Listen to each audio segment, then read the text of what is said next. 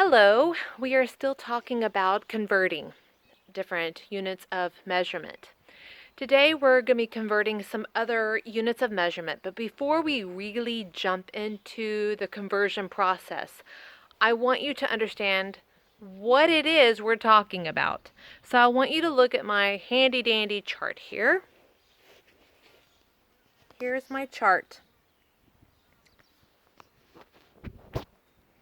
It says kilo, hecta, deka, deci, centi, mili. Don't worry about this just yet, but just realize that kilo means 1,000. Kilo is also represented as just the letter K. Hecto, also known as just the H, it means 100. Deka means 10, also known as DA. So we have kilo, 1,000, hecto, which means 100, and deka, which means 10. That's all those prefixes mean. Now that you understand that, let's look at these other words. Deci, centi, mili. Deci, also known as just a D. Realize deka is DA and deci is D. Centi, also known as C. And mili, also known as M. Deci means a tenth. See how it has a decimal then the 1? Remember, this is in the tenths place. So it is equal to a tenth. So it's smaller. Centi is equal to 100th. The 1 is in the 100th place. And milli means 1,000th. Let me see how the 1 is also in the thousandths place. So now we can look at my chart and we see the further we move to the left, it gets bigger. 10, 100, 1,000.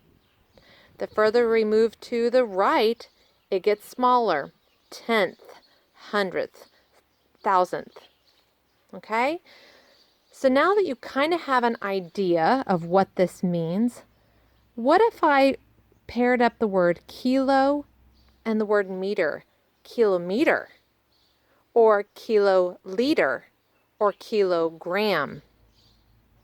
Let's look at what meter, liter, and gram means. So this right here, let me back up a little bit, is the tabletop I took off of my coffee table. This is about a meter tall.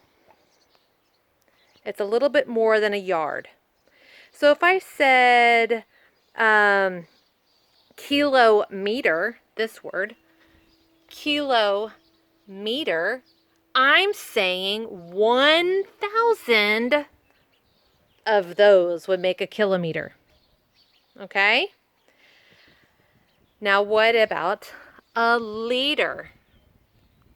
So this one talks about length. Liter talks about capacity, how much something can hold. So my water jug here is about a liter.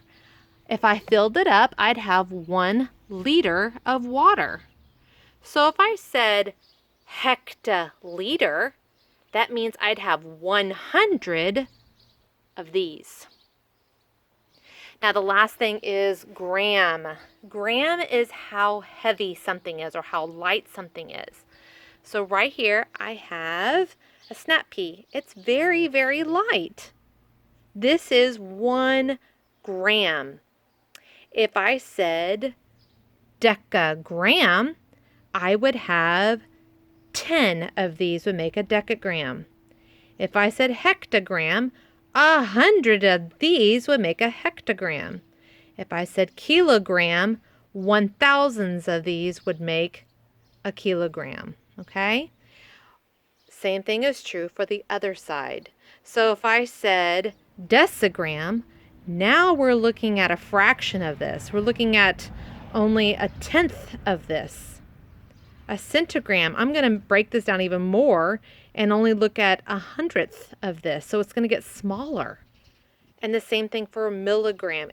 This gram is going to be broken down even smaller. Maybe only we're weighing about that much. You know, it gets smaller and smaller. So right now, all I want you to do is understand what each of these things mean. Meter is length, liter is capacity, and gram is how heavy something is. And I can combine any of these words with this. So deciliter, it'd be a tenth of a liter. Hectogram, 100 of these would make a hectogram. Kiloliter, a thousand of these would be a kiloliter. So all I'm doing is combining the place values, that's basically what this is, with a unit of measurement, either measuring how long something is or short something is, how much something can hold, or how heavy or light something is.